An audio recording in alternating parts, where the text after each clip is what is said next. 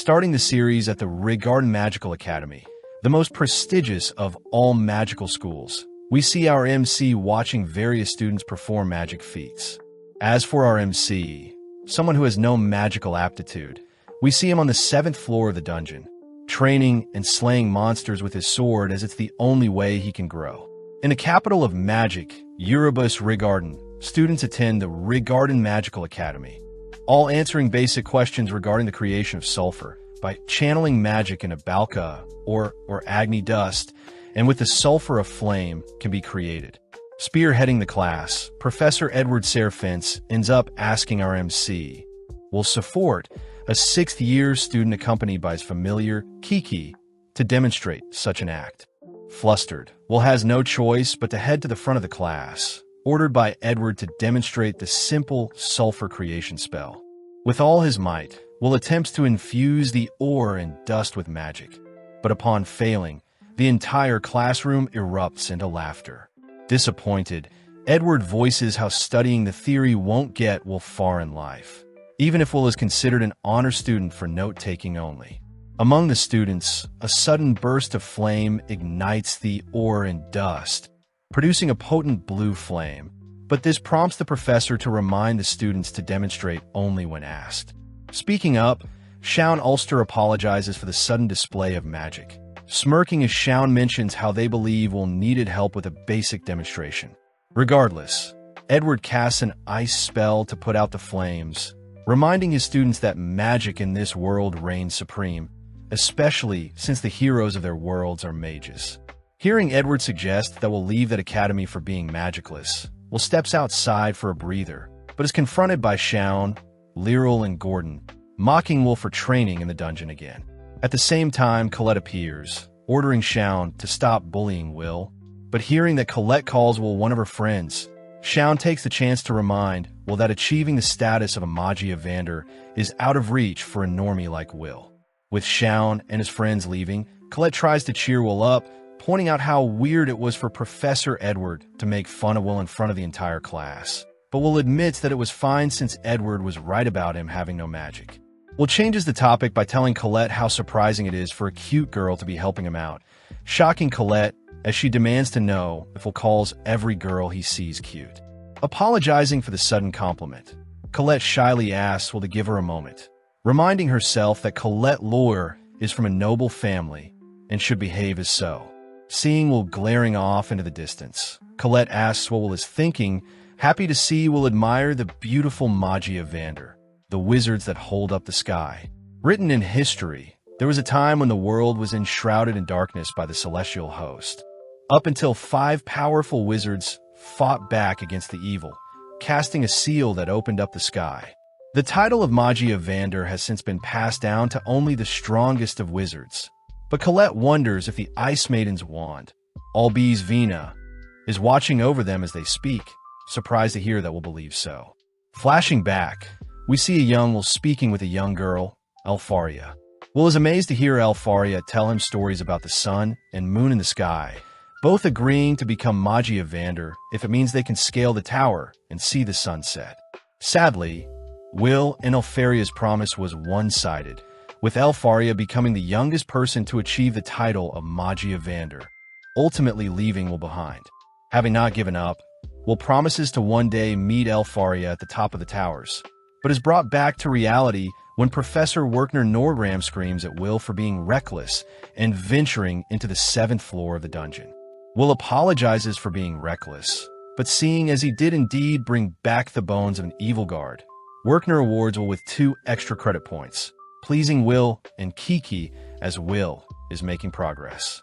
Werkner asks if Will is truly trying to obtain the Magi Evander status, reminding Will that he still needs to advance to the Upper Institute, meaning Will has to work on his writing, spell work, and praxis in order to obtain 12,000 credit points.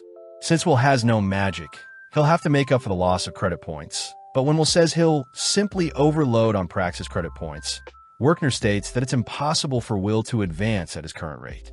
Seeing Will sulking, Werkner tells Will that he needs to focus on graduating first, reminding Will that he still has 4 credit points to obtain by the end of the week. Surprised, Will instantly begins searching for a monster that will fetch him 4 credit points, but seeing Will struggling to find a suitable monster, Werkner hints at a possible sighting of a Baskerville on the 6th floor. Grateful for the suggestion, Will gives Werkner a massive hug, but having heard everything, Shaun rushes towards the dungeon, dead set on ensuring Will doesn't graduate. Having made it to the 6th floor of the dungeon, Will gets excited, having faced a Baskerville before, but upon seeing Kiki getting nervous for their upcoming fight, Will promises to be wary of the monster's fire breath, begging Kiki to help track down the monster. At the same time, Shaun and his lackeys are also seen hunting for the Baskerville, but Shaun gets pissed hearing his lackeys get cold feet, scared to be facing a Baskerville for the first time. Shaun states that Will is not fit to be in the academy, attempting to use search on the monster, but out of nowhere a different monster appears, pummeling and killing Gordon in an instant.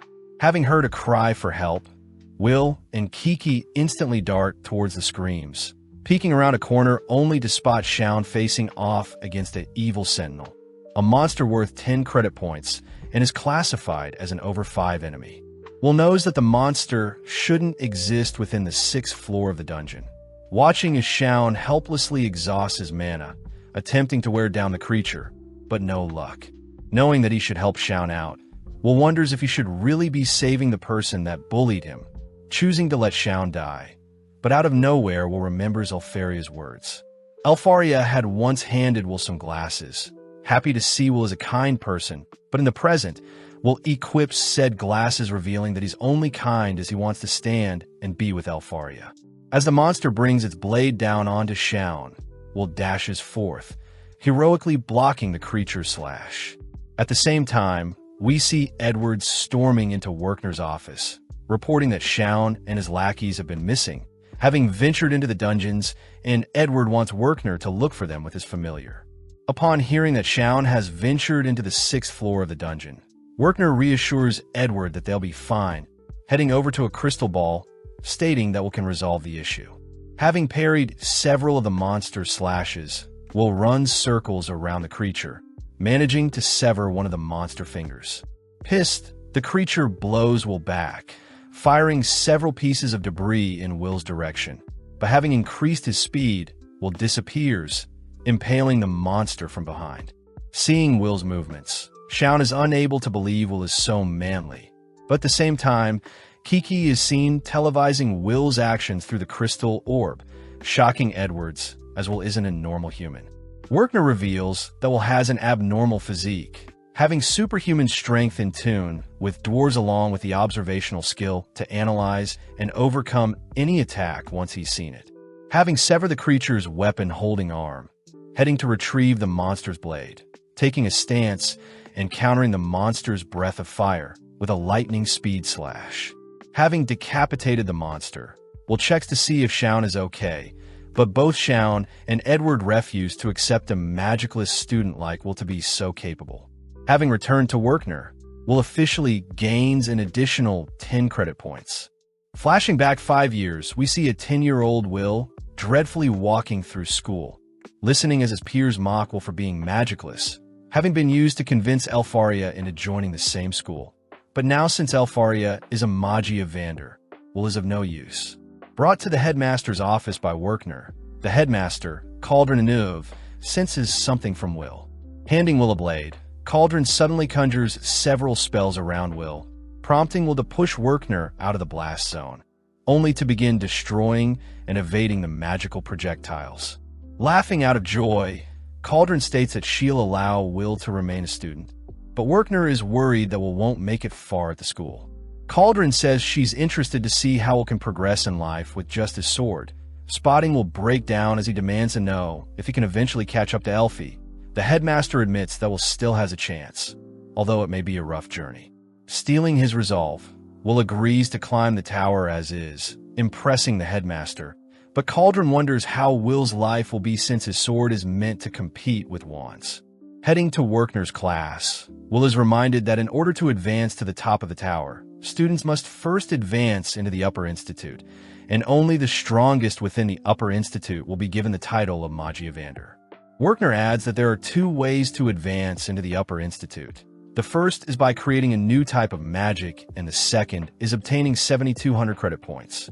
Even though the first option isn't impossible, it's simply easier to obtain the credit points. But Werkner reminds everyone that the people in his supplementary class today are in danger of not graduating. Forced to sit through Werkner's supplementary exam, Colette comforts Will after the class, hearing that Werkner had forced the class to take several mock exams. Will does appreciate Werkner for looking after the dumber students like himself, something Colette knows Edward wouldn't even bother with. As the two turn a corner, they spot Shaun and his lackeys surrounded by other students, all amazed to hear that Shaun had managed to slay an evil sentinel by himself. With Gordon and Lyral all right after the monster encounter, the two began advocating for Shaun to replace the top 3 students in their school, but Shaun knows that it was really Will that easily slayed the evil sentinel. Just then, Shaun spots Will passing by, immediately marching towards him only to grab Will by the collar as he refuses to accept a weakling like Will was so strong. Hearing Colette order Shaun to stand down, Shaun and his lackeys head off, leaving Colette to wonder why Shaun hates Will so much. At the same time, we see Edward asking the headmaster to expel Will, confusing Cauldron as Will has already made it to his 6th year without any issue. Edwards declares that a warrior like Will shouldn't exist amongst mages, but Cauldron reminds Edward that Will's marks apart from magic are above average, and that Will has the option to become an artificer or a healer if he chooses. Sadly, both Edward and Cauldron agree that since Will is only fixated on obtaining the Magia of Vander title, Will would be wasting his time at the academy. But as a compromise, Cauldron asks Edward to assign Will a test and expel Will if Will fails Edward's test. Smirking, Edward accepts, heading off as the Cauldron entrusts Edward the Dark Viper Mage to assess Will's capabilities fairly. Having headed to some nearby lockers, Will thanks Colette for helping him store his books, but Colette feels bad for Will as he has to keep his sword stored away whilst on campus.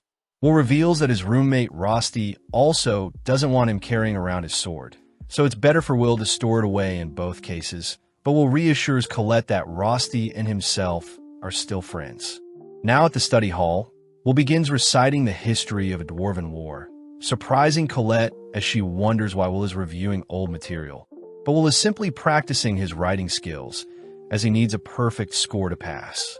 Will says he understands how the dwarves felt during the Battle of Garzaronso, as the dwarves continued to fight against enemies with magic, relying on their determination to surpass even magic.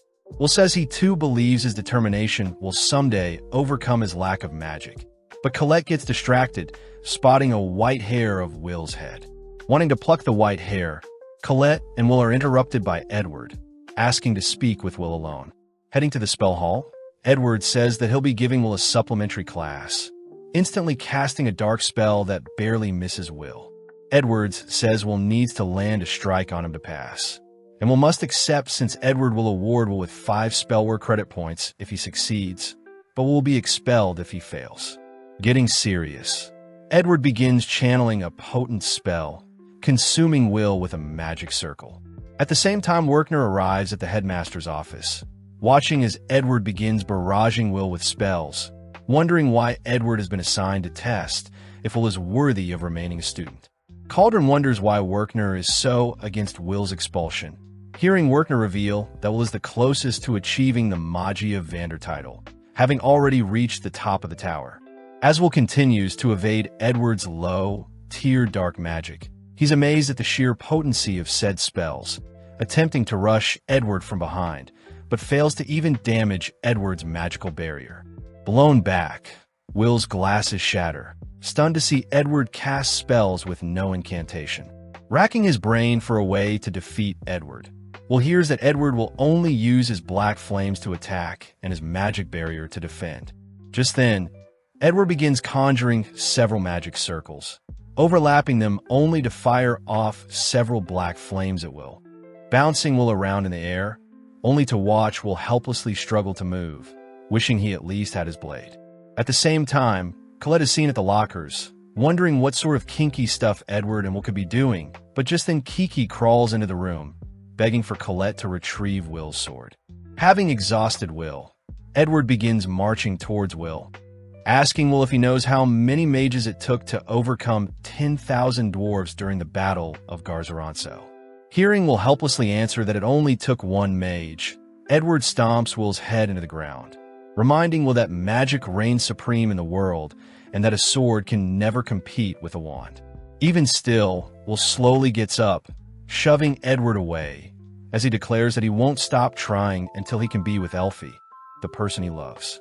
Disgusted by Will's declaration, Colette suddenly arrives, tossing Will his blade. Equipping his goggles, Will unsheathes his blade, easily slicing through one of Edward's dark flame projectiles. Pissed, Edward traps Will with a flame wall, preparing multiple incantations, making Will shake as he fears he'll burn to death. But seeing as he must defeat Edward to achieve his dreams, Will prepares to risk it all. Charging towards Edward, Will is forced to evade and slice Edward's projectiles, remembering during the Battle of Garzaranso, a lone dwarf by the name of Gareth managed to land a blow on the mage that wiped out his brethren. Impressed by Gareth's feat, the mage ultimately recognized the dwarves as capable beings, something Will hopes to achieve as well, as he distracts Edwards with some debris. Using the explosion from Edward's magic, Will leaps into the air, firmly gripping his blade only to use his momentum to carve through Edward's barrier. When the smoke clears, Will has managed to scratch Edward's face, prompting Edward to leave as he declares Will has obtained 5 credit points for passing. With Will collapsing out of pure exhaustion, Colette rushes to Will's side, but at the same time Werkner is amazed that Will was able to come up with a strategy to conceal himself only to surprise Edward whilst in the midst of battle. As the headmaster praises Will's phenomenal performance, we cut to Rosti preparing dinner for Will and himself, wondering when Will get back. Flashing back, we see the last time Elfie and Will spoke to each other, with Elfie giving Will his signature goggles and Will declaring that he'll climb the tower and meet up with her. Grateful to hear that Will hasn't forgotten their promise of seeing the sunset together, Will has no choice but to watch Elfie leave, turning to Werkner and promising to be strong from here on out. In the present, Will is seen on his delivery job, swiftly delivering out papers, only to run into Donnan, who tells Will he'll be in Gina's tavern later. Grateful for the info, Will carries on with his deliveries, accidentally tripping and spilling the papers, but nonchalantly recollects the papers and Kiki whilst they are still mid-air. Having a closer look at the papers, Will is proud to see Elfie gain credibility for creating a new original magic, being the first to achieve the feat of inventing 12 magics. Reading more about Elfie, Will suddenly reads that the Upper Institute has passed a new order to the Academy involving Elfie, shocking Will. Rushing back to his dorm on the outskirts of the Academy, Will calls out to his roommate, Rosti Nowman, asking Rosti to make him a magic item. Curious as to why Will is so energetic, Will says that Elfie has requested an order and Will plans on fulfilling since he doesn't have class today. Unveiling his ripped body, Will begins changing since he needs to go hunting for Frost Walker ice cores on the 4th floor, pleading with Rosti to help build him magic items. Happy to see Will is honest with his intentions, Rosti hands Will his inventions. Amazing Will as Rosti lives up to the role of an artificer or mechanic inventor. Before Will leaves, Rosti shoves some food in Will's mouth, ordering Will to take care. History says that Mage Queen Mercedes once said that everything originates from the dungeons, encouraging future generations to explore and learn everything about the dungeons. Having made it to the 4th floor, Will and Kiki spot several students already hunting for ice cores. Not surprised since it was Elfie herself that made the request. Out of nowhere, a massive boom can be heard, revealed to be Shaun, who easily took out a Frost Walker with a single spell. Even though his lackeys praise him, Cyan knows that the Frost Walkers are nothing compared to the Sentinel Will defeated, but seeing Shaun so fired up, Will gets motivated and has no choice but to head deeper into the floor. Suddenly spotting a girl being cornered by several beasts, Will instantly equips his goggles, dashing forth as he slices up the creatures. Shocked to see a student slay creatures with a mere sword, the girl introduces herself as Iris Churchill, of 4th year. At the same time, we follow Werkner teaching a class containing Colette and Rose, learning that new magic created is normally named after the creator or words associated with the creator. Werkner reveals that Edward's dark magic spell Dax Darbicans is based off an ancient mage, Fire Watchman Darbikins. Hearing Werkner encourages students to invent magic of their own, Rose asks how amazing Elfaria is, since she was seen on the morning papers. Werkner holds back his excitement, stating that Elfaria is beyond amazing, having created 12 new spells, a feat that makes Elfaria one of the greatest to ever live. With students all acknowledging how amazing it must be to wield the Ice Affinity, Colette realizes how special Elfaria is, having wondered why Will was always chasing after her. Seeing Colette thinking about Will, Rose teases Colette, fearing that Will only cares about Elfaria, prompting Colette to defend herself. But Werkner scolds Rose and Colette for not paying attention in class. Back with Will and Iris. Iris mentions how she has heard rumors of the Magicless student, grateful to be finally meeting Will. Surprising Will, as a junior 2 years younger than him, doesn't discriminate against him. Iris states that she could never hate someone that saved her life. Flustering Will as Iris is quite gleeful, but Will learns that Iris is also here to fulfill Elfaria's request, hoping to become Magia Vander one day as well. Will reveals that the sky in their world isn't real, as it's the Magia Vander's role to create a barrier that protects them from the evil outside, and that the barrier itself creates the artificial sky. Deep in thought, Will suddenly hears Iris mention how she had already met Elfaria once, having been surrounded by various monsters in the dungeon and had given up. But out of nowhere, Elfaria arrived, freezing the surroundings only to rescue Iris, getting Iris excited at the mere thought of serving Elfaria in the future. As Iris continues to fangirl over Elfaria, Kiki and Will suddenly step aside, inspecting the frozen floor. At the same time, Iris mentions how she has failed to locate any frost walkers with her search spell, spotting Will acting strange. Upon asking what Will is doing, Will states that frost walkers normally leave behind a trail of ice fragments. But seeing as there is an ice fragment double the usual size in front of them, Will suspects that there is a powerful one nearby. Knowing that most people search spells won't be able to reach the creature, Will begins heading deeper, forcing Iris to follow along, curious as to how Will knows all of this. Will states that his experience makes up for his lack of magic, but detecting movement in the corner of his eye, Will suddenly tackles Iris, both barely evading the boss's charge. Seeing the massive ice monster up and close, Iris recognizes the creature to be a Frost Rex. The highest evolution of a Frost Walker, being worth 6 credit points, is an over 5 enemy and only exists on the 4th floor. Spotting the creature fire off an ice beam, Will dodges whilst carrying Iris, asking Iris to stay put as he faces the creature. Terrified, Iris reminds Will that the Frost Rex is immune to physical attacks, able to instantly freeze anything it touches. Therefore, it needs to be taken down by long-ranged magic attacks, as the Frost Rex is also known as the Dwarf Killer. Reassuring Iris that he's faced similar creatures before, Will equips Rosty's magical item, dashing towards the Frost Rex's ice beam only to evade it at the last minute. Running circles around the creature and even sliding under it, which forces the creature to begin firing off stray beams, prompting Iris to run for cover. Seeing an opening, Will tosses his magical rope item around the creature, running around and sliding under the creature, wrapping and tightening the item around the Frost Rex. Having tied up the creature, Will reveals that fire and explosions are the main weakness of the Frost Rex, watching as the creature emits his chilling aura. Before Will can freeze to death, Will activates the second part of his magic rope, igniting the rope that causes a massive explosion, all whilst vaporizing the creature.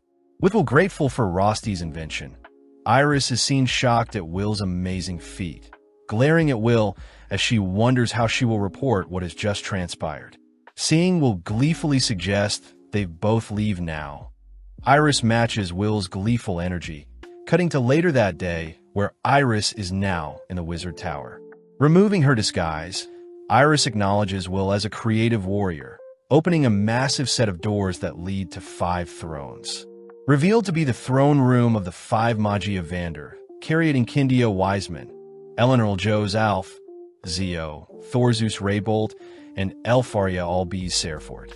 Iris apologizes for the intrusion, But Carriot reassures Iris that she's perfectly fine since they were only discussing how the threat of the celestial host looming above the sky will easily overwhelm their land if they choose to attack now.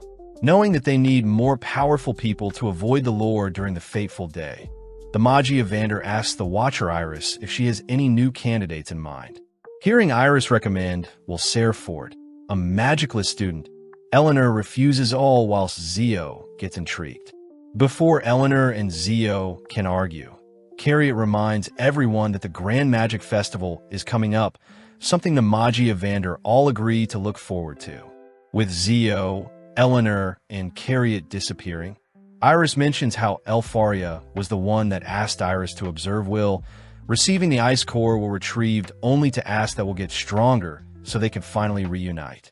With a practical day arriving, it's well known that students must obtain 12,000 credit points to advance into the Upper Institute. We see Shaun uses fire magic to obtain 9,889 total points, and Colette using her earth magic to obtain 7,340 total points. At the same time, Will struggles to slay his golem, preparing to throw a punch, but gets distracted when his fellow student mock him, falling to the ground as he is struck by the golem. Elsewhere, Lahanna Owenzaz makes use of her lightning magic to achieve a total of 10,100 points. Wignall uses wind magic to gather 10,075, and finally Julius Reinberg manages to obtain a total of 10,048 with his unparalleled ice magic. Lahanna acknowledges how strong Wignall and Julius is, watching as Julius declares Lahanna and Wignall as his rivals. But as Julius hands the two a ice rose, Lahanna and Wignall simply shred the rose, heading off as other onlookers watch, knowing only those three are points above 10,000. Off to the side, Will grows more depressed, having only obtained 5,405 points and only has 1 year left to achieve 12,000. Spotting Julius approaching, Will quickly gets out of his way, overhearing Julius and his lackeys mention the Grand Magic Festival.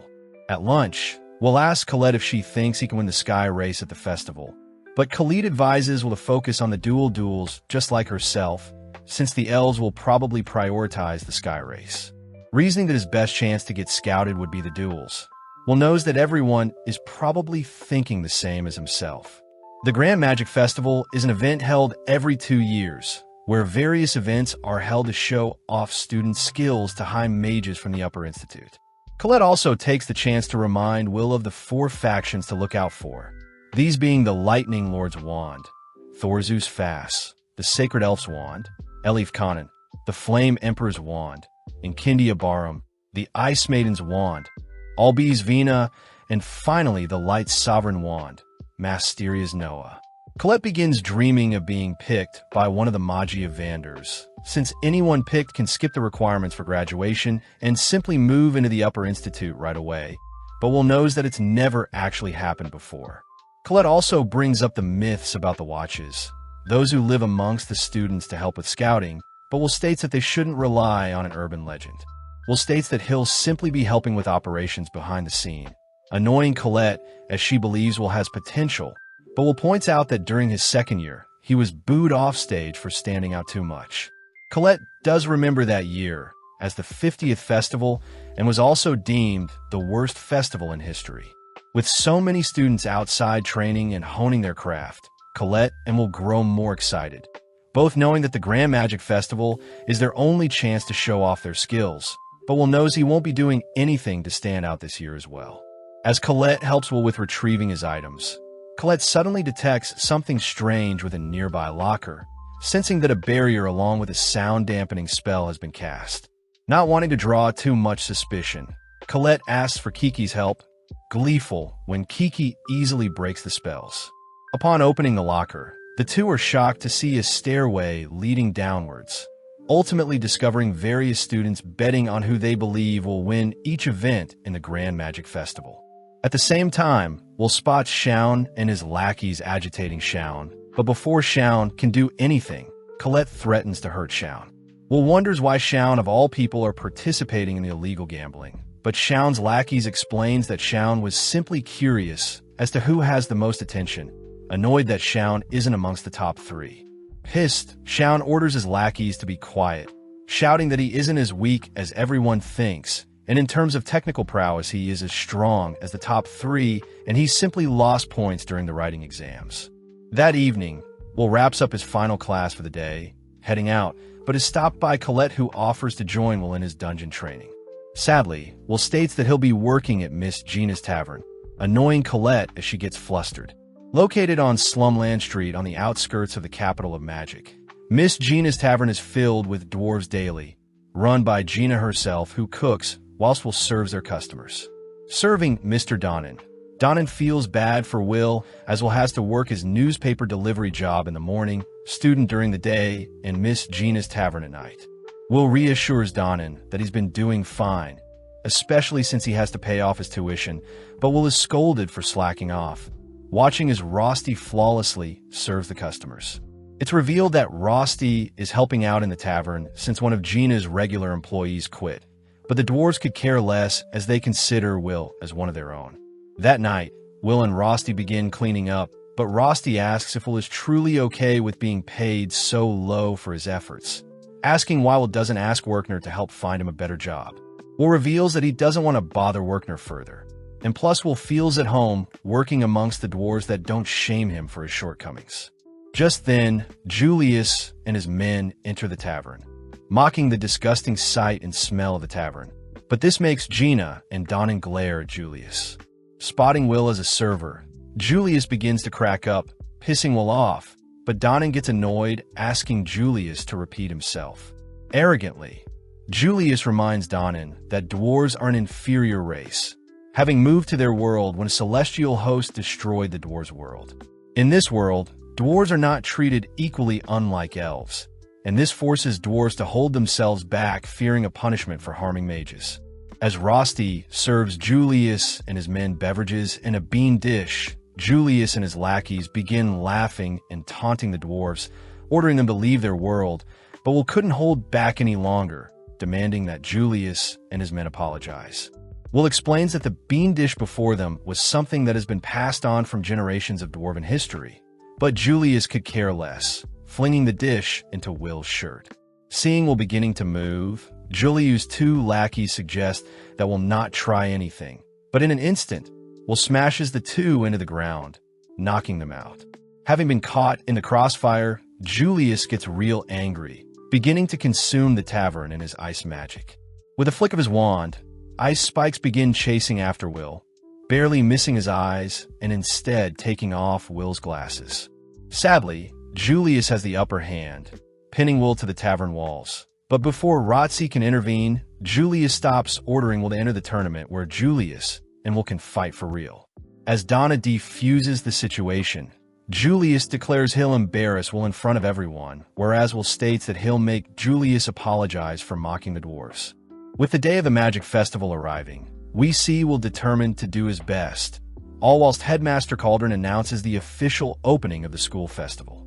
With fireworks being lit, we see various scouts already looking for possible candidates, but as we pan into the skies, we see Lahanna taking the lead in the dragon race.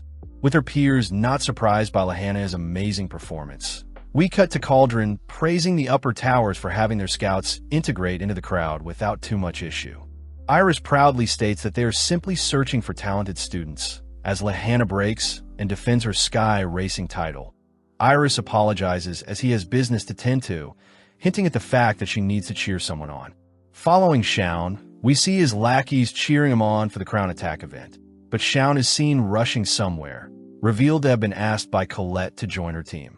Excited to be alone with Colette, Shaun suddenly realizes that Will is on their team, reminded by Colette that their team must have a total of 21,000 points to compete in the Crown Attack. When Shaun demands to know why he should help Will out, Will looks past Shaun, glaring at Julius, who has just entered the same room. Pissed, Shaun learns that Julius and Will apparently have some beef, but as the afternoon events are starting, we cut to Mike Mayus, the 6th-year student in charge of commentating. Mike also announces Edwards as his co-host, annoyed at first, but is forced to put up with Edward as a guest announcer. Announcing the Crown Attack event, Mike has several elves prepare the domain for the next event, all watching as the elves make use of several elemental affinities to create a playing field consisting of a volcano zone, a marshland zone, a badland zone, a grassland zone, and a woodland zone. Mike states that participants will start in 3-party teams scattered around the arena, all tasked with making their way to the central arena, where the first team to claim the crown wins. Of course, the announcer reveals that there have been various traps scattered all across the lands, encouraging students to find the shortest path to the crown if they dare, and that teams can obscure other teams. Edward adds that the overall test examines students' abilities to navigate through irregular landscapes, just like in the dungeons, something the scouts will be interested in seeing. Mike mentions how the crowd favorites to win are Squad 12 led by Wignall along with Squad 9 led by Julius. But Mike does point out Will's Squad 6, the team least popular. As the crowd mocks Will for even signing up for such an event, the team heads out to their assigned positions. But Werkner gets horrified realizing that Will is participating as one of the teams. Werkner rushes to warn Will about how unfair the event will be for him. But even Werkner is surprised by Will's serious demeanor, unable to change Will's mind once he has made up his mind. With all teams scattered and ready, the event begins, prompting everyone to begin rushing towards the arena. Following Julius's team, we see the mysterious boxes scattered in their surroundings transform into golems, the first obstacle all teams will have to overcome. Following Will, Mike is surprised to see Will's squad rushing towards their golems, prompting all the students to mock Will's suicidal strategy. Calling out to Colette, Will has Colette enchant his gauntlet with earth magic, throwing a punch at a single golem, which sends it flying into one of the school's observatory drones. With everyone completely baffled by Will's display of strength, something Werkner knew was going to happen, as Will with his gauntlet is just as capable as a mage with his wand. As Mike announces, Will is the first team to break through the golem swarm. Shaun begins scolding himself for allowing a nobody like Will to save him in the dungeon, pissed that even at his level, he seems to be inferior to Will in every way. Moving on to the wastelands, Will's squad are faced by a series of other boxes, all firing earth projectiles towards the squad. Using his gauntlet, Will slams the ground, creating a temporary barrier, only to dash forward, once again relying on Colette to conjure several blades for him. Running towards the boxes, Will begins tossing the blades to shatter the boxes, nonchalantly clearing the second stage, shocking onlookers as they refuse to accept Will has been hiding his power all this time. Edward announces that since Will spends most of his time in the dungeons, Edward is not surprised by Will's keen battle senses, something that makes Irish cheer for Will loudly. As several parties hear word that Will's is passing each stage with ease, they rush to catch up, but eventually they begin to slowly fall to the dangerous traps within each stage. Following Julius's squad, Julius gets annoyed hearing that Will has taken the lead, choosing to go ahead and stop him. As Will's squad reaches the final stage of the Enchanted Woods, Will suddenly notices that the forest has been laced with chain traps, forcing Will to unearth the spells, easily having them cancel each other out. Seeing as Edward was the one that designed the chain traps, Mike asks for Edward's take on Will's solution to his trap, but Edward simply clicks his tongue annoyed. Having made it almost through the forest, Will knows that they'll start fighting other teams, but reasons that he should take the opportunity to cut off Julius's team and ambush them. Out of nowhere, an ice spell pierces Will, but luckily it barely misses Will's torso, shocking Will as he wonders how Julius reached the forest before them. Wondering where Julius's team is, but as Julius charges up several ice projectiles, Will quickly dodges, choosing to face Julius here and now. At that exact moment, a massive burst of flame can be felt from behind, revealed to be Shaun, who is tired of standing idly by. Chanting a long spell, Shaun aims his spell towards Julius, but realizing that Will is in the way, Colette barely manages to erect an earth barrier, barely blocking Will from the crossfire. As Will checks for any damage, Shaun orders for Julius to leave Will to him, demanding that Will and himself finally have their one-on-one duel. Confused, Will demands to know why Shaun is acting like this out of nowhere. But as Colette tries to stop the two boys from fighting, Julius separates Colette from the others with a massive ice wall, revealed to have survived Shaun's devastating fire spell. With no other choice, Will retrieves a blade, standing off against Shaun, who seems to be his next obstacle. Flashing back to a younger Will, we see him mocked by others with a piece of paper on his back, but seeing the poor sight of Will, Shaun had actually helped Will by removing the paper attached to his back. Shaun had even offered Will to join as one of his lackeys, but was terrified to see Will's cold expression, pissed that the weakest Will only dreamed of reaching whoever was on top of the tower.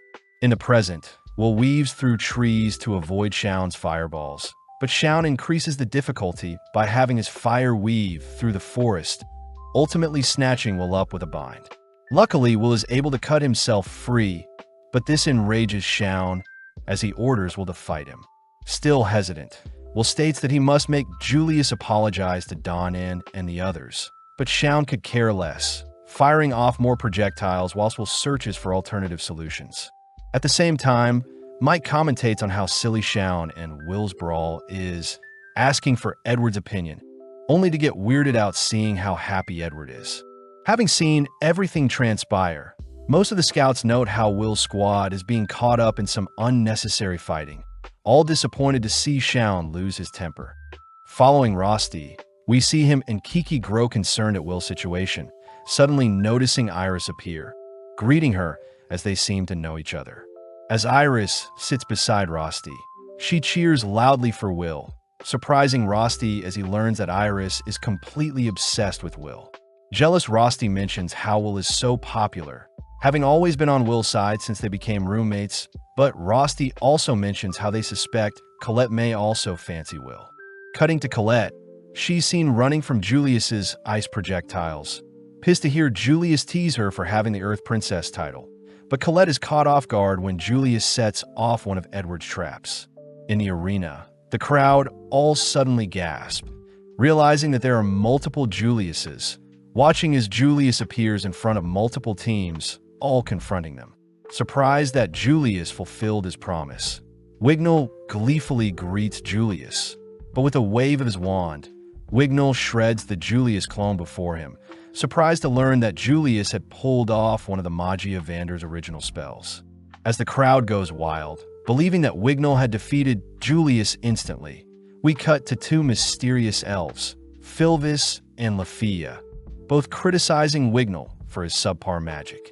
In the stands, Shaun's lackeys also begin to wonder why Shaun hates Will so much, believing that there may be an alternative motive, especially if Shaun was willing to give up his team's lead in the tournament. Back with Will, he's seen still standing, racking his brain for the reason Shaun hates him so much. Flashing back, we follow the memories of Will from when he was younger, constantly bullied, but Will never wanted anyone to accept him, especially not Shaun, as all Will cared about was reaching his goal of reuniting with Elfie. In the present, Shaun unleashes a powerful projectile, making some time for him to begin a powerful incantation, only to call forth his flame guardian falcon. Sending forth his guardian, Shaun watches as Will leaps into the air, all while severing the guardian's wings. But as Will makes a dash towards Shaun, Will suddenly spots the guardian regenerating. Making note of the guardian's core, Will realizes that he's now pinned between Shaun and the guardian's fire projectiles.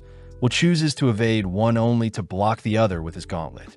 Will also realizes that most guardians are meant to defend and protect a mage whilst they prepare incantations, but Shaun's guardian seems to be overly offensive. In the stands, Edward is shocked to see how proficient Shaun's magic is, amazed that a mere student is capable of summoning a guardian. At the same time, one of the fire scouts, Raj, asks for Shaun's background, learning that Shaun belongs to the Ulster house. Raj admits that at first glance, Shaun falls short of top 3 in the school based on his school stats, but thanks to the festival, they now can report Shaun as a possible candidate to carry it. Having dispelled his guardian, Will commend Shaun for growing stronger since they last met. But Shaun still hasn't had enough, knowing that Will still isn't taking the battle seriously as when he slayed the evil sentinel. Hearing Will states that they have no reason to fight, Shaun grows infuriated, demanding to know why Will doesn't hate him, but Will correct Shaun, stating that of course he hates Shaun along with everyone that bullied him, but right now he has to defeat Julius. Even more annoyed, Shaun states that he doesn't care who or what Will is, all he cares about is being treated with respect. making Will realize what Shaun wants. Apologizing for not taking the fight seriously, Will finally puts on his goggles, choosing to respect Shaun by going all out. Finally pleased, Shaun calls for his guardian once more, ordering the guardian to charge, all while Shaun layers multiple fire spells onto Will. Knowing that he won't win by running away, Will chooses to take a leap of faith, running towards the danger, only to dodge the guardian's pathing and Shaun's projectiles. Having already learned the guardian's pathing, Will manages to pierce the guardian's core, finally heading straight for the source of the danger.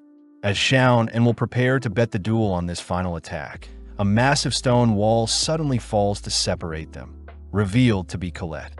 Colette scolds the boys for still fighting, revealing that she had managed to defeat Julius's clone, but Shaun is more flustered seeing Colette's clothes all torn up.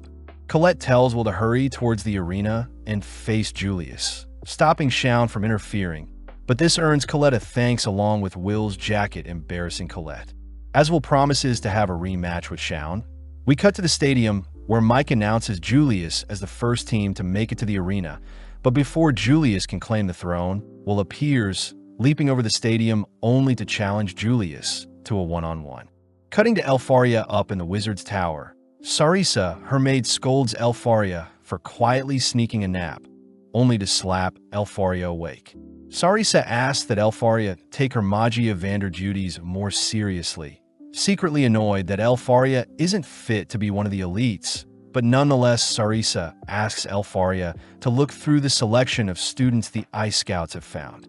First, Elfaria checks out Julius, a name everyone has made note of, something Elfaria believes will have to be her eventual successor.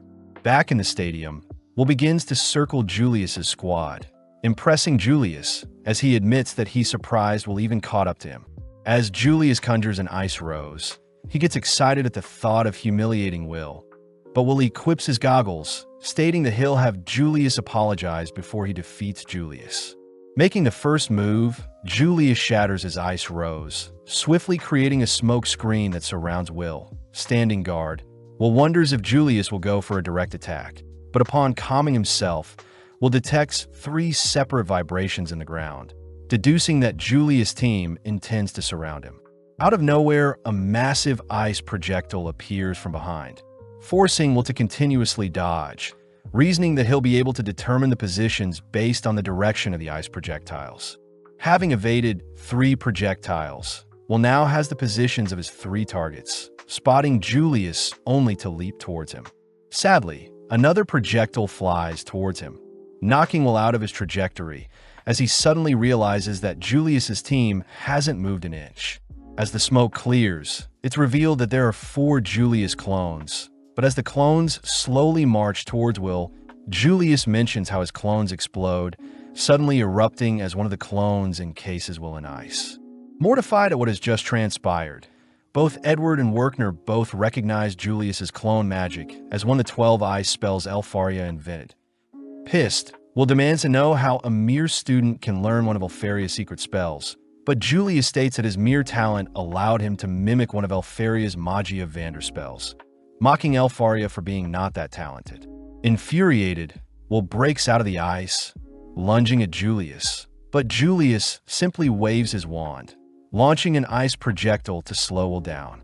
Simultaneously, Julius's clones also begin barraging Will with projectiles, forcing Will to remain stationary and defend. As Julius's members begin mocking Will's pathetic attempt, Julius chooses to unveil another one of his spells, having his 3 remaining clones suddenly blast Will with beams of ice, ultimately trapping Will in an ice pyramid. Realizing that he has nowhere to run, Will watches as Julius prepares to crush Will with a massive ice obstacle, hopelessly watching as his dreams are crushed. As the crowd goes silent from Julius' dazzling display of magecraft, Mike and Edward praise Julius for defeating his opponent without taking a step. Resummoning his clones, Julius marches towards the center of the arena, announcing himself as Elfaria's successor, but both Iris and Rosti both mock Julius for underestimating his opponent, shocking Julius as he realizes Will is still alive. Having carved his way out of the ice, Will thanks Julius for calming him down, admitting that he wasn't thinking because Julius had made fun of Elfie. Angered that Will is still standing, Julius's group, along with Julius's clones, all launch ice projectiles in Will's direction, suddenly disappearing only to appear behind Julius's team. As Will knocks out Julius's 2 group members, Will states that Julius's clone magic is nowhere near perfect. Seeing all of this, Edward recognizes Will's movements as the same tactics he used against him, having used a mage's magic to hide, only to attack from their blind spot. With the crowd shocked by Will's movements, Julius's clones suddenly crumble into ice, leading Will to announce that Julius needed his teammates to control his ice clones. With Julius not denying that fact, Will takes the chance to point out how superior Elfie is, cutting to Elfie, who states that although Julius is the most qualified to be her successor, Elfaria boldly claims that she rather prefers swordsmen by her side, now facing off against each other. Will also deduces that Julius's clone magic must be actively monitored, unlike Guardian summons. Therefore, Julius is not as capable as he makes himself to be. Pissed that nobody is lecturing him, Julius once again blasts Will with some ice magic, giving himself time to summon back his clones. As the clones begin firing of projectiles, this time Will is able to nonchalantly read the clones' intentions, evading each projectile. Following Julius, he admits that he can only control 4 clones at once, forced to stay on the defense without his teammates' help. But Julius has no fear since each clone is an exact copy of himself. Sadly, Will manages to scan his surroundings, appearing in front of the real Julius, terrifying him as he tries to block Will off. With a single swing, Will breaks Julius's defenses, bringing Julius to his knees. Demanding to know how Will found him so easily, Will reveals that although Julius's clones are meant to be exact replicas of Julius down to the body temperature, if the clones aren't monitored and controlled properly, the internal temperature of the clones drop, leading ice crystals to appear below the clones. Annoyed that nobody knows his ice spell better than himself, Julius wonders how Will knows so much, leading Will to explain that since both Will and Elfie were both orphans, Will spent tons of time studying and learning Elfie's ice magic. With both Will and Elfie temporarily locking eyes, Julius refuses to believe a peasant like Will would be acquainted with Elfaria the Magia Vander. But when Will cuts down Julius's final attempt at attacking Will, Julius falls to his knees defeated. Will admits that Julius is the first to ever replicate Elfie's magic, but Will reveals that Elfaria's clone magic is a spell Elfaria invented when she was 2 years old, shocking Julius. Will states that even a powerful spell will have its weakness, scolding Julius for declaring himself as an emperor when he has mastered a spell someone invented when they were only 2 years of age.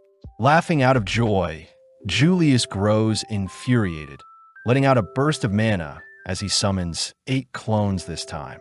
Ignoring the control issues, Julius chooses to overwhelm Will with rogue spells, but Will adds that he was once attacked by 10 Elfie clones.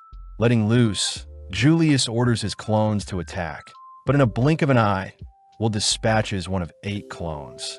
Terrified, Julius begins to flee, but Will begins chasing Julius down, carving through the clones like butter, only to grip his fists, punching Julius directly in the face, knocking Julius out with a single punch. As the crowd erupts from disbelief, Lahanna is seen making note of Will. But as Will prepares to claim the crown, he notices Wignall and his team have snuck their way to the crown, claiming the crown as Wignall's squad is deemed the victor at Will's disbelief. Cutting to Elfie and Sarissa, Elfie is seen shaken, asking Sarissa if there are any spells to turn back time or to erase memories. But Sarissa states that those spells either do not exist or are forbidden. Unable to hold back her joy, Elfie states that she wants to watch and play with Will for eternity, weirding Sarissa out as Elfaria's dark side has just been revealed. Having accepted his defeat, Will sits beside the crown stand, something Shaun is shocked at, as Will is even stronger than Julius himself, declaring that he'll be the first to defeat Will. With Colette breaking into tears at Will's accomplishment, Will is a little sad he didn't win, but is proud he kept his promise. That night, Will, his friends, and the dwarves all gather to celebrate Will's victory, all drinking to their heart's content as they thank Will and Colette for defending their honor. As Werkner and the dwarves promise to continue looking after Will, Donnan asks if Will had been scouted by anyone, but Colette butts in, annoyed that Will didn't receive any offers plus their team didn't win because of Shaun. Rosti wonders why Shaun isn't present, but sadly Shaun couldn't be bothered celebrating a loss. But regardless, Donnan is pleased to see Julius and his lackeys are now working to make up for their insults. As Gina orders Julius to hurry up with the orders, but Colette is curious as to how it will be treated moving forward, something Werkner is intrigued by himself. The next day, students begin gossiping about the all-student Praxis, an event for dungeon exploration held over an entire week. Cutting to Will and Colette, Will is suddenly approached by some of his peers, demanding Will form a party with them. But it seems ever since the festival, more students are acknowledging Will's strength. As Wignall, Shaun, and Lahanna all walk by the circle of students crowded around Will, Colette can't help but wonder how Will is feeling, choosing to intervene, demanding everyone to give Will some room to breathe. Surprisingly, Will has no hatred towards the people who once bullied him, instead grateful to be receiving all the attention. Seeing a female student offer to hang out with Will in the dungeons, Colette suddenly breaks the two up, clinging on to Will as she declares Will and herself will be shopping together. That night, Colette screams in her bed, embarrassed that she asked Will on a date, but her roommate Rose takes the chance to tease Colette for being so adorable. Helping Colette collect her thoughts, Rose suggests that Colette dress pretty to help Will stand out more. At the same time, Rosti asks if Will is heading into the dungeons the next day, surprised to hear that Will is spending the day tomorrow shopping alone with Colette, but Rosti glares at Will from behind. The next day, Colette arrives at the St. Viola Square first, pumping herself up as it's her first date with Will. Spotting Will arrive, Will apologizes for being late, complimenting Colette's cute hairstyle and outfit. Flustered, Colette manages to calm herself down, but before they can start walking, Rosti suddenly appears, grateful to be joining the two on their shopping date. Apologizing for the late introduction, Rosti introduces himself to Colette, suddenly grabbing hold of Will as they both begin heading to their first destination, shocking Colette as Rosti teases Colette. All throughout the day, Rosti would make sure to help Will with anything he needs, shoving Colette aside as she helplessly watches her date get stolen. Taking a break from all the shopping, Colette demands to know who Rosti is and what type of relationship Rosti has with Will. Will reassures Colette that they are nothing more than close friends, suddenly thanking Rosti for buying them a drink. Seeing Rosti sitting down, Will wonders where Rosti's drink is, happy to share his drink with Rosti, but Colette suggests that Rosti share hers. Knowing that they need some space, Rosti and Colette suggest that Will head to get his sword repaired, stating that mages like themselves shouldn't bother the dwarves. As Will heads off, Colette demands to know what Rosti's deal is, surprised to hear Rosti has already claimed Will as his own. Colette brings up the fact that Will and herself used to hug all the time, but Rosti counters by saying Will had shared baths with him. As the two's banner draws in a crowd, we cut to Will and Kiki heading through an alley, both wondering why Colette and Rosti were acting so strange. Out of nowhere, Lahanna appears before Will. Someone Will knows is the definition of a perfect student both in grades and practicality. Hearing that Lahanna wants to have a private chat with Will agrees to follow Lahanna to her tea house, entering a special room housing Shaun, Wignall, and Julius. Lahanna takes the chance to ask Will to form a 5-member party for the upcoming Praxis event, but Shaun and Julius are against Will joining their team. As Shaun marches towards Will, Wignall swiftly casts some illusion magic, halting Shaun's advances as Wignall suggests that they hear Lahanna's reason for adding Will to their team. With Lahanna hinting that Will has a hidden talent, Julius points out that Will has no magic capabilities, something Shaun agrees will be useless for them. Speaking up, Wignall scolds the boys for looking down on Will because he defeated them, revealing that he trusts Lahanna completely since Lahanna surpasses Wignall himself. Having silenced Shaun and Julius, Lahanna states that she is dead set on ascending the towers, but Will mentions how Lahanna was scouted during the festival, curious as to why Lahanna still wants to try even after receiving a guaranteed path up the tower. Lahanna reveals that anyone still in the academy are considered leftovers, And since Lahanna plans to reignite her family's name, Lahanna declares that she is dead set on becoming a Magia Vander, shocking Will. As the meeting comes to an end, Lahanna asks for anyone that wants to join to place a coin in her cup, prompting herself, Wignall, Julius, and Shaun to agree, but will take a moment to think things through. That night, Will returns to Colette and Rosti, both worried as they couldn't find Will anywhere. It's revealed that Will had also placed a coin in the cup, informing Colette and Rosti that he has officially joined Lahanna's party. The next day, Werkner reminds the students that the praxis is in 10 days, an event that allows students to access floors 7 to 10. During this time, students can collect as many practical points as possible, but both Werkner and Edward remind everyone that death is still a possibility in the dungeons, with 4 students being eaten last year. Although professors will be stationed in the dungeon, Edward reminds his students to not blindly chase after glory, but instead value their lives. With the day of the event arriving, everyone heads to floor 6, where camp is set up for students heading into the 7th floor. Colette is revealed to have joined Lahanna's party, refusing to leave Will alone. As for Rosti, his role as an artificer forces him to head elsewhere, leaving Will with some specially crafted items. Being the final moments before the start of the event, Edward states that each floor will have a safe zone manned by a professor and that students can choose to retire whenever they want or reach floor 10. But as the event begins, we see 2 mysterious figures slaughtering some people, dead set on retrieving some secrets. Cutting to Carriot, we see Logwell reporting that the all-student praxis has begun, but Carriot doesn't want to draw too much attention to himself. Logwell points out how the Lightning faction are selfish, the Elves are arrogant, and the Ice are lazy, meaning that Carriot's Flame faction is superior overall. Carriot asks about the Light Sovereign, disappointed to hear that they have yet to return, especially when the barrier is at its weakest. Back with Will, his party instantly dashes forward the moment the event starts, surprised to see Wignall propel their group off a cliff, diving nose first on the bottom floor. Suddenly appearing out of nowhere, a swarm of crimson ants, creatures that prioritize melee. But before Will can draw the ants' attention, Wignall holds Will back, asking Will to simply watch Lahanna in action. Instantly, Lahanna charges herself with lightning, running through the swarm, as she reveals her lineage of lightning magic revolves around knights that specialized in close-quarter battles. As their party continues deeper, we flash back to when Werkner had taught Will the importance of search magic in a dungeon. In the present, Will struggles to find a target, noticing everyone else slaying monsters of their own, even forcing Julius to step in and protect Will from sneak attack. Knowing that the hunt will be over fast, Will manages to slay a single monster, but in an instant Wignall shreds the remaining monsters. Annoyed that Will hasn't contributed at all, Wignall wonders if Lahanna was correct to invite him to their party, but Lahanna states that Will shine in the later floors. As the mages absorb and track their kill counts with their wands, Will rushes to carry monster drops as proof of his kill count, but the others continue to mock Will for slowing them down.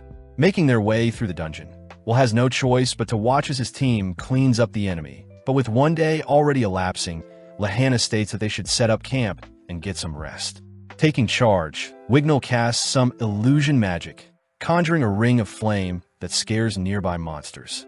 With Will beginning to hand out everyone's rations, Wignall orders Will to not touch him, especially since elves only make contact with people they respect.